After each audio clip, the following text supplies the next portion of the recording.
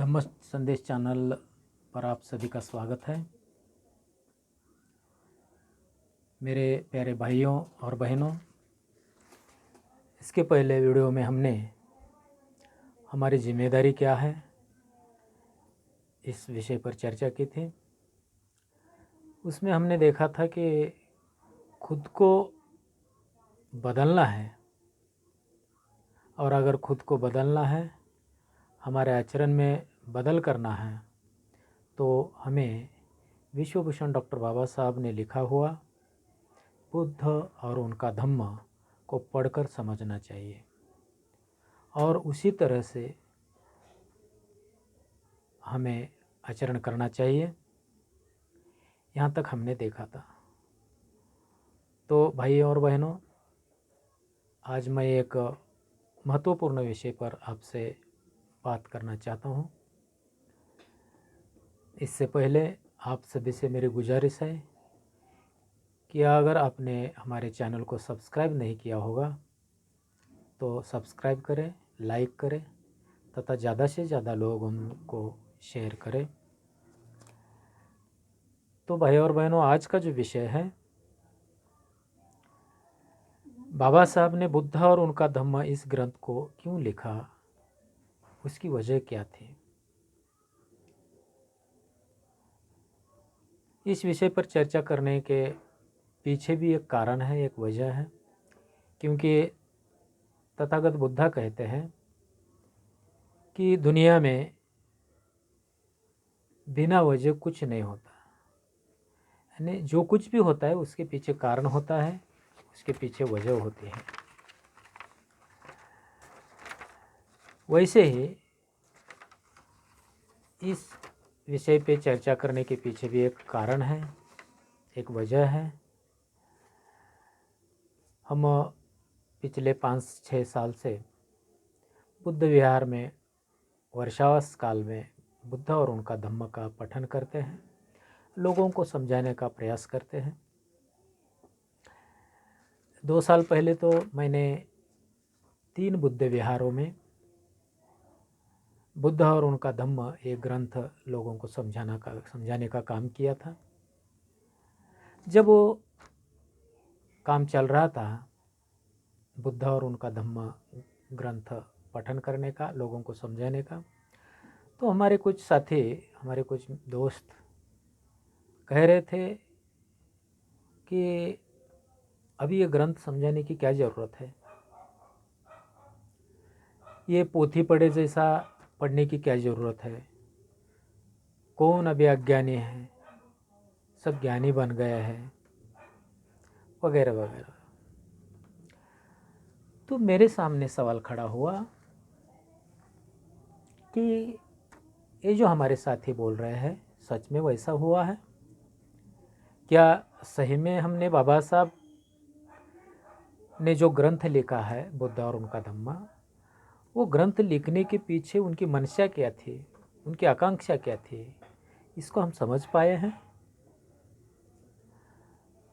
अगर हम समझ पाते तो आज हमारा आचरण कुछ अलग ही होता। जैसे मराठी में वामन दादा तुझी कर्डक, जो महाराष्ट्र के सुप्रसिद्ध गायक कवि थे, वो वामन दादा कहते हैं, भीमा तुझ्या मताचे जर 5 लोक असते, तलवारीचे तयांच्या त्या न्यारेच टोक असते। यानी कि बाबा साहब के विचारों पे चलने वाले अगर 5 ही लोग अगर बन जाते हैं तो उनके विचारों की धार अलग ही रहती है, वामन दादा कहते हैं। वैसे तो आज किधर नहीं दिख रहा है, इधर उधर हम जब देखते हैं नहीं दिख रहा है। यानी कि बाबा साहब की संकल्पना, बाबा साहब की जो मंशा थी ये ग्रंथ लिखने के पीछे, ये हमारे में समझ में नहीं आई है।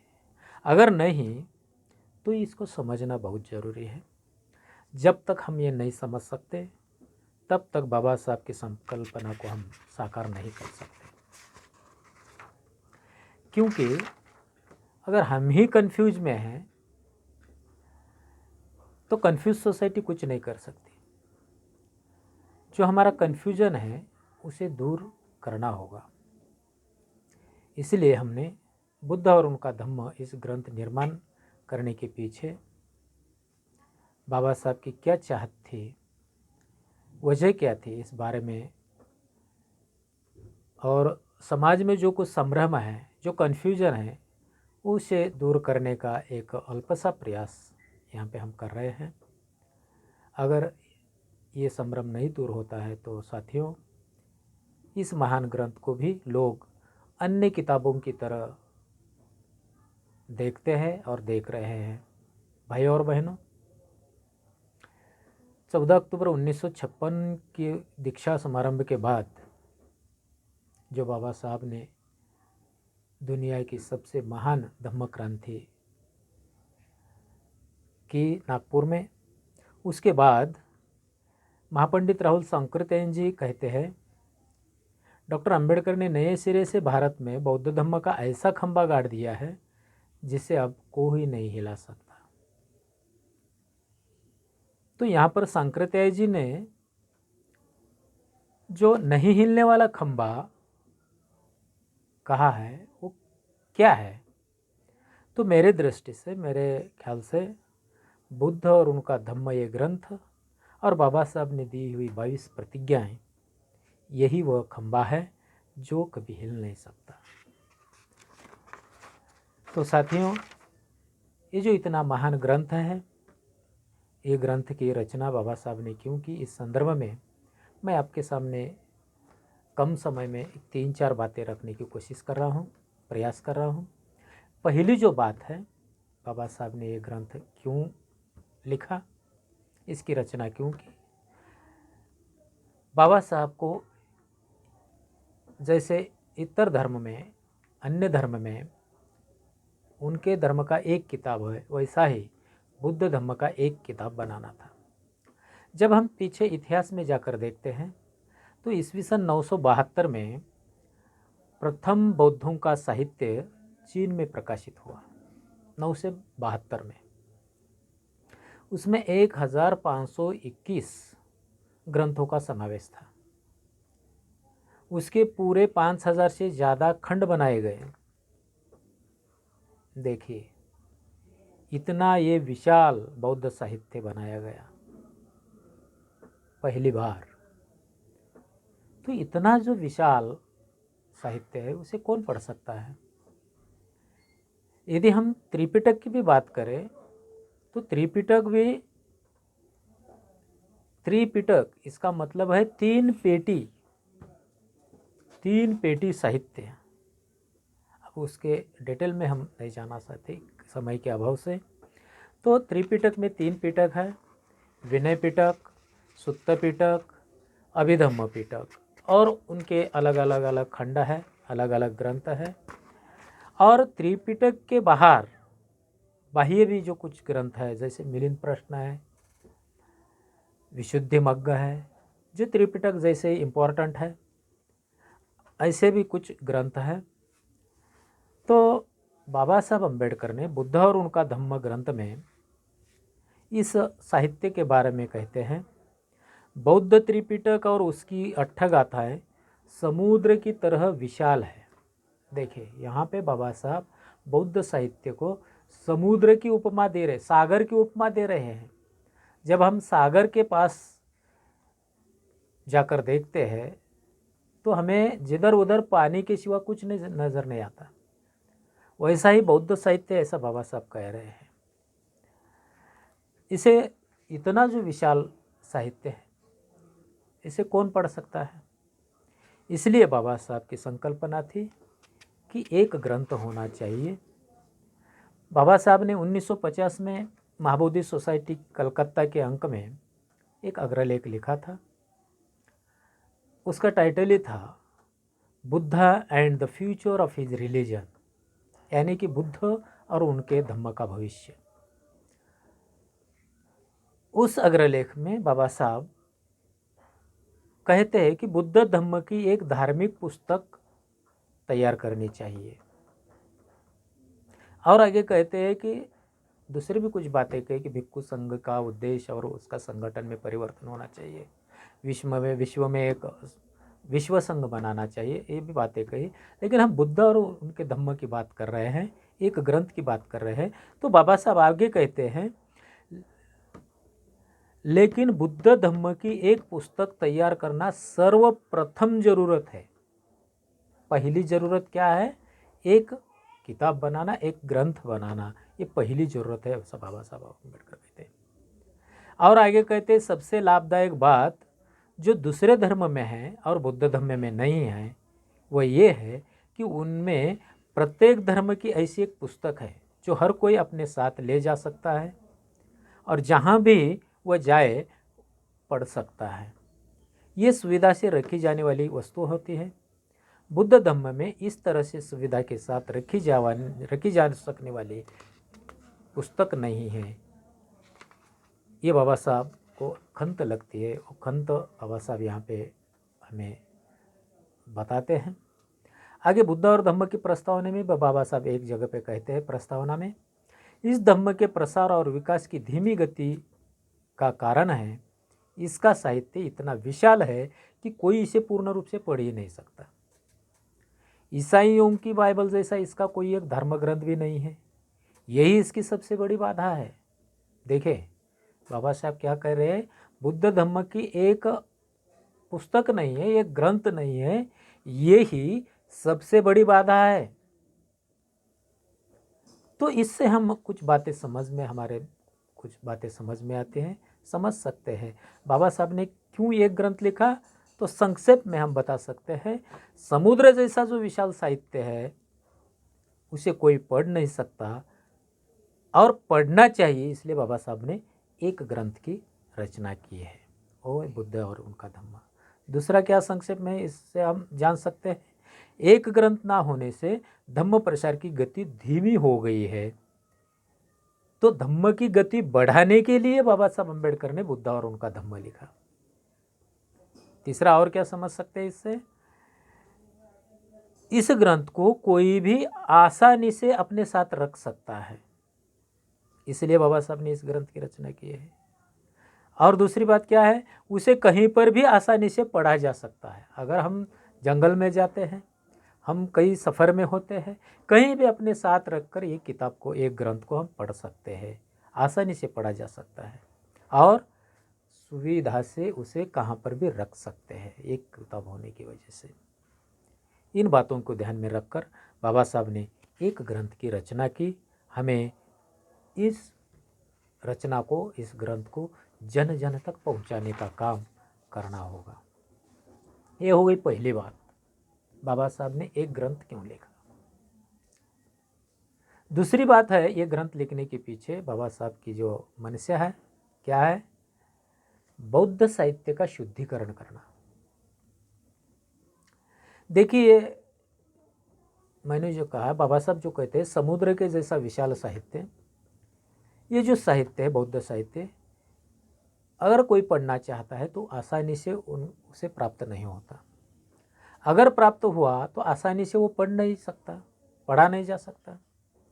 अगर पढ़े भी तो आसानी से समझ में नहीं आता, क्योंकि वो पाली साहित्य है, कुछ साहित्य संस्कृत में है, वो आसानी से समझ नहीं सकते। अगर समझ में आता है तो बाबा साहब अम्बेडकर आगे क्या कहते हैं, देखो बाबा साहब कहते हैं इसमें बहुत सारी मिलावट हुई है, दूषित साहित्य है, वो मिलावट हो गई हुई। कैसे? क्यों? कि बुद्ध ने अपने जीवन काल में कोई किताब नहीं लिखी, उनके वचनों का कोई प्रमाणित संग्रह उनके जीवन काल में नहीं बना। इसके विपरीत इस बात के प्रमाण मिलते हैं, उनके सामने तो उनका साहित्य प्राप्त नहीं हुआ है, कोई लिखा भी नहीं सका, लेकिन इस बात के हमें प्रमाण मिलते हैं कि कई बातें उनके, कई कथन तोड़ मरोड़ कर उनके जीवन काल में लोगों को बताए गए थे, जिनका उन्हें बार बार प्रतिवाद करना पड़ा। इसके प्रमाण हमें मिलते हैं। तो त्रिपिटक जो साहित्य, बौद्ध साहित्य जिसे हम कहते हैं, वो बुद्धा के 500 साल बाद लिखा गया। देखें, उनके सामने ही, उनके जीवन काल में ही लोग तोड़ मोड़ करके उनका कथन लोगों को बता रहे थे, समझा रहे थे। तो 500 साल में क्या कुछ नहीं हुआ होगा। अगर उनके जीवन ये सब होता है तो जीवन काल में तो 500 साल में तो बहुत सारे चेंजेस हो गए होंगे। तो ईस्वी सन पूर्व 29 में श्रीलंका के राजा वट्टगमनी के समय आलोक विहार में त्रिपिटक का निर्माण हुआ, उसे लिपिबद्ध किया गया। तो बाबा साहब इस ग्रंथ में कहते हैं त्रिपिटक के बारे में, त्रिपिटक में भी जो बुद्ध वचन करके माना गया है उसे भी बुद्ध वचन स्वीकार करने में बड़ी सावधानी की आवश्यकता है। देखिए बाबा साहब खुद कह रहे हैं त्रिपिटक में जो कुछ ये बुद्ध ने कहा है ऐसा लिखा हुआ है, हमें उसे स्वीकारते वक्त सावधानी बरतनी होगी, सावधानी की आवश्यकता है। क्योंकि बाबा साहब आगे कहते हैं तो बुद्ध ने कौन सी बात कही और कौन सी नहीं कही, कैसे पहचानना चाहिए, उसकी कुछ कसौटियाँ बाबा साहब ने बताई है। बाबा साहब कहते हैं कि जो बात बुद्धि संगत है, जो तर्क संगत है, वही बुद्ध वचन है, और जो बुद्धि संगत नहीं है, जो तर्क संगत नहीं है, वो बुद्ध का कथन नहीं है। और इसीलिए बाबा साहब ने जो बुद्धि संगत है, जो तर्क संगत है, वह विज्ञान पर आधारित है, उसी को ही बाबा साहब ने इस ग्रंथ में लिया है। जो बुद्ध ने नहीं कहा, जो तर्क संगत नहीं है, बुद्धि संगत नहीं है, उसी को बाबा साहब ने हटाकर शुद्ध रूप में एक ग्रंथ की बाबा साहब ने निर्मित की है। तो देखिए यहाँ पे हम एक बात समझना ज़रूरी है, अगर अनाज में कुछ मिलावट होती है, हम जो खाना खाते हैं ना उसमें अगर कुछ अनाज में मिलावट होती है तो खाने वाले का स्वास्थ्य बिगड़ जाता है, खाने वाले का स्वास्थ्य दूषित होता है। वैसे ही अगर साहित्य में मिलावट होती है तो वो पढ़ने वाले के बुद्धि को बिगाड़ देता है, पढ़ने वाले की बुद्धि को दूषित बना देता है। और कुछ लोग क्या करते हैं, वही दूषित साहित्य, वही मिलावट हुआ साहित्य पढ़ते हैं और वही गंदगी, वही दूषितता लोगों में फैलाने का काम करते हैं। इसलिए बाबा साहब ने इस मिलावट को दूर सारने के लिए इस ग्रंथ की रचना की है। ये एक बाबा साहब की संकल्पना है ये ग्रंथ निर्मित के पीछे। और एक तीसरी बात, बाबा साहब ने ये ग्रंथ क्यों लिखा, तीसरी बात जो ये है कि तथागत बुद्ध का चरित्र ही उपलब्ध नहीं था। बुद्ध चरित्र के बारे में जैसा साहित्य के बारे में लोगों में संभ्रम है, वैसे ही बुद्ध के चरित्र में के बारे में भी बहुत सारे संभ्रम लोगों में है। लोग उस चरित्र के बारे में भी संभ्रमित है, क्योंकि तथागत बुद्ध का प्रमाणित चरित्र, जीवन चरित्र हमारे सामने नहीं है। क्यों नहीं है, इसकी वजह बाबा साहब बताते हैं। तो तथागत बुद्धा के महापरिनिर्वाण के 4 महीने बाद राजगृह में प्रथम धम्म संगीति बनी। उस धम्म संगीति के अध्यक्ष थे महाकश्यप जी, भदंत महाकश्यप जी। उन्होंने धम्म संगीति में भंते उपाली से विनय संबंधी कुछ सवाल पूछे और उससे विनय पिटक का संकलन हुआ। और दूसरे भंते आनंद से कुछ सवाल पूछकर महाकश्यप जी ने उससे सुत्त पिटक का संकलन किया गया। तो बाबा साहब यहाँ पे कहते हैं, अगर उसी तरह जिस तरह उपाली से और आनंद से विनय के बारे में और धम्म के बारे में सवाल पूछकर विनय पिटक और सुत्त पिटक का निर्माण किया गया, उसी तरह अगर एकाध भिक्खु को बाबा महाकश्यप जी ने बुद्ध के जीवन चरित्र के बारे में सवाल पूछते थे तो उससे तथागत का, बुद्ध का हमें जीवन चरित्र मिलता था। लेकिन वह नहीं हुआ। तो बुद्ध का चरित्र अश्वघोष ने लिखा है, जो अश्वघोष ने वहाँ बुद्ध चरित्र बुद्धा के बाद 800 साल के बाद बुद्ध चरित्र लिखा गया। देखिए 800 साल का अंतर, ये कुछ कम अंतर नहीं है। उसमें बहुत सारी अलौकिकता आ गई है, कुछ दैवी चमत्कार भी आ चुके हैं। तो बाबा साहब अम्बेडकर ने वो जो महाबोधि सोसाइटी के अंक में अग्रलेख लिखा था, उसी में ये भी बात कहते बाबा साहब अम्बेडकर कि बुद्ध के धम्म के बारे में एक किताब होनी चाहिए, हम तो पहले देख चुके हैं, लेकिन उसमें बुद्ध का संक्षिप्त जीवन चरित्र भी आना चाहिए। वैसा यही भी बाबा साहब कहते हैं। चीनी धम्मपद आना चाहिए, बुद्ध के महत्वपूर्ण कुछ प्रवचन आना चाहिए। ये संकल्पना बाबा साहब की एक ग्रंथ के पीछे थी, और वो बुद्ध चरित्र नहीं है, उस पूर्तता के लिए बाबा साहब अम्बेडकर ने इस ग्रंथ का निर्माण किया है। अब चौथी बात यह है कि संवैधानिक भारत बनाने के लिए सामाजिक मानसिकता को तैयार करने के लिए इस ग्रंथ को बाबा साहब ने रचना की है, निर्मित की है। देखिए जिस समय बाबा साहब इस देश का सर्वोत्तम संविधान, सर्वश्रेष्ठ संविधान बना रहे थे, बनाने का काम कर रहे थे, बनाने में व्यस्त थे, उसी वक्त बुद्ध और धम्म के ऊपर आधारित एक प्रथम ग्रंथ लिख रहे थे। यहाँ पे एक बात को हमें ध्यान रखना चाहिए, बुद्ध और उनका धम्म ये बाबा साहब का लिखा हुआ पहला ग्रंथ नहीं है। उसके पहले उन्होंने एक अन्य ग्रंथ बनाया था, और उसकी 100 प्रतियां ही छपा कर ली गई थी।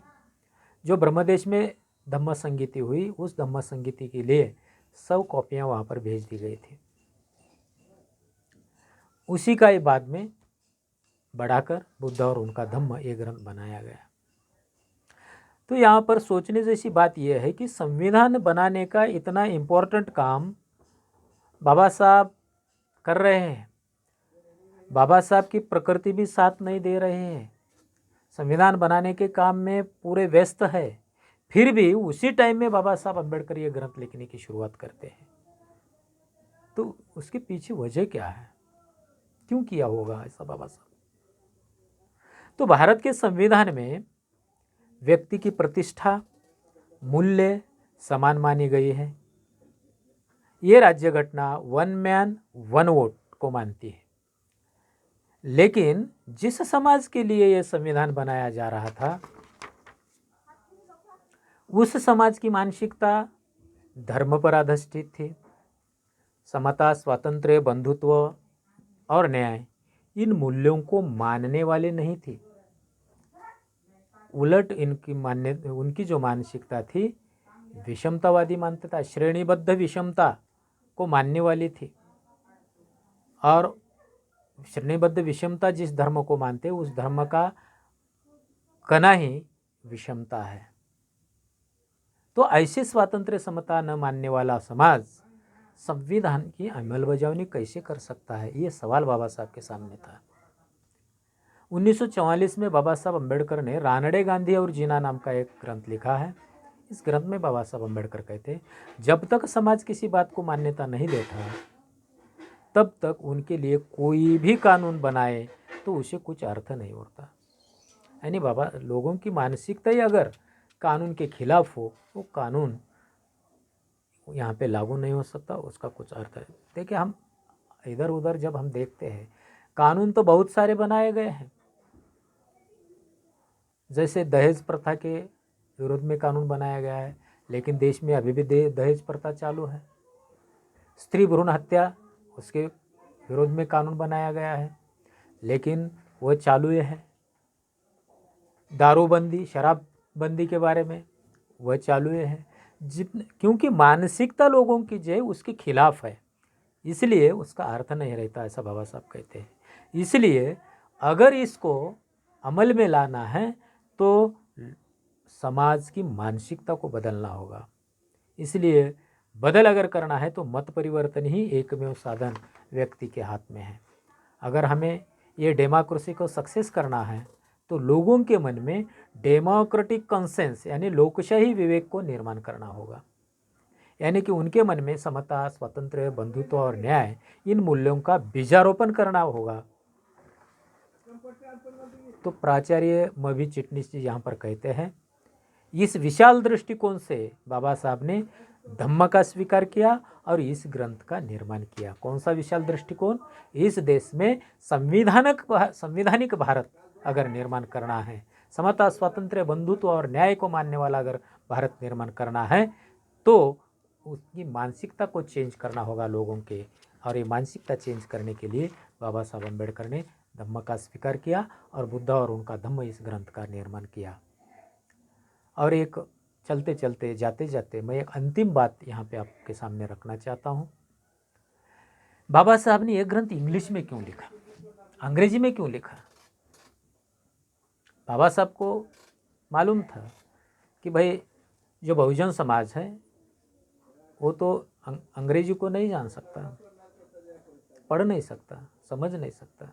फिर भी बाबा साहब अम्बेडकर ने अंग्रेजी में इस ग्रंथ की रचना की, क्योंकि इस बारे में पीपल्स एजुकेशन सोसाइटी के तत्कालीन अध्यक्ष डॉक्टर एसपी गायकवाड़ जी 1995 में वो अध्यक्ष थे। उन्होंने बुद्ध और उनका धम्म जो मराठी आवृत्ति है उस आवृत्ति के प्रकाशन के समय डॉक्टर एसपी गायकवाड़ जी कहते हैं, दुनिया को धम्म राज्य बनाना इस आकांक्षा को सार्थ करने के लिए, देखिए दुनिया को धम्म राज्य बनाना इस आकांक्षा को सार्थ करने के लिए उन्होंने, बाबा साहब ने ये ग्रंथ अंग्रेजी में लिखकर धम्म के विशालता का प्रथम कदम डाला है। देखिए बाबा साहब का जो मकसद है, बाबा साहब की जो संकल्पना है, ये जो ग्रंथ है, इस ग्रंथ के जरिए हम दुनिया को धम्म राज्य बना सकते हैं और धम्म राज्य बनना चाहिए दुनिया। इस विशाल दृष्टिकोण से बाबा साहब अम्बेडकर ने इस ग्रंथ को अंग्रेजी में लिखा था, यानी कि इतना विशाल दृष्टिकोण बाबा साहब का यह ग्रंथ लिखने के पीछे है। देखिए इतना बड़ा विशाल सागर की तरह जो साहित्य है, बौद्ध साहित्य, इतना साहित्य पढ़ने के बाद, उसका संकलन करने के बाद, उसको पढ़ने के बाद, उसको समझ लेने के बाद उसमें से एक ग्रंथ लिखना ये कोई आसान काम नहीं था। फिर भी बाबा साहब अम्बेडकर ने बड़ी मेहनत से, बड़ी उम्मीद से इस ग्रंथ की रचना की है। विज्ञानवादी धम्म को ग्रंथ में बाबा साहब ने लाया है। तो जो कोई बाबा साहब का अनुयायी खुद को समझते हैं, इस बात को गंभीरता से समझना होगा कि बाबा साहब की जो आकांक्षाएं थी इस ग्रंथ के पीछे, जो मंशा थी बाबा साहब की, वो मंशा को समझते हुए बाबा साहब की मंशा थी कि ये जो ग्रंथ है ये जन जन तक पहुंचना चाहिए, देश के हर इंसान तक ये ग्रंथ पहुंचना चाहिए। ये पहुंचाने का काम, ये समझाने का काम हमें करना होगा। और इस उम्मीद के साथ भाई और बहनों, इस ग्रंथ के अंत में बाबा साहब अम्बेडकर ने जो धम्म प्रसार के बारे में, धम्म प्रसार के बारे में एक प्रतिज्ञा लिखी हुई है, शपथ लिखी हुई है। भाइयों और बहनों, इस ग्रंथ को लिखने के लिए बाबा साहब को 5 साल लगे थे। देश का संविधान बाबा साहब ने 4 महीने 20 दिन में लिखा है। पूरा संविधान बनाने की जो प्रोसेस है वो 2 साल 11 महीने 17 दिन तक चली। लेकिन बुद्ध और उनका धम्म ये ग्रंथ लिखने के लिए बाबा साहब को 5 साल से ज़्यादा समय लगा हुआ है। तो इस ग्रंथ के अंत में जो शपथ दी हुई है, इस शपथ को याद करते हुए हम इस प्रवचन का, इस बात का हम समारोप करते हैं। तो बाबा साहब कहते हैं हम सबको ये शपथ लेनी चाहिए। क्या है शपथ? देखें, अनंत प्राणी हैं, हम शपथ ग्रहण करते हैं कि हम सभी को भवसागर के पार उतरेंगे, हम सभी को भवसागर के पार उतरेंगे। हम में अनंत कमजोरियां हैं, हम शपथ ग्रहण करें कि हम एक एक करके सबको दूर करेंगे।